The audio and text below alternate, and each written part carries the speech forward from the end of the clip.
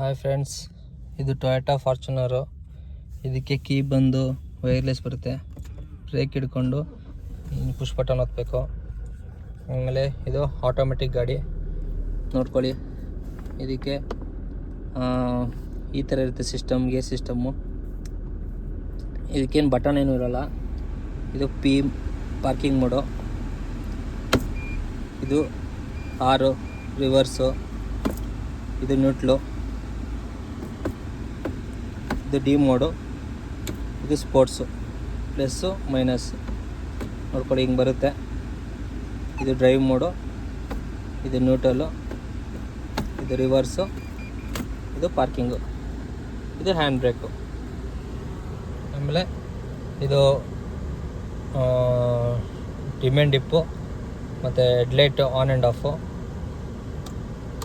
ಆಮೇಲೆ ಇದರಲ್ಲೂ ನಿಮಗೆ ಪೆಡಲ್ ಶಿಫ್ಟಿಂಗ್ ಬರುತ್ತೆ. ಸ್ಪೋರ್ಟ್ಸ್ ಮೋಡ್ ಹಾಕೊಂಡಾಗ ಪ್ಲಸ್ಸು ಮೈನಸ್ಸು.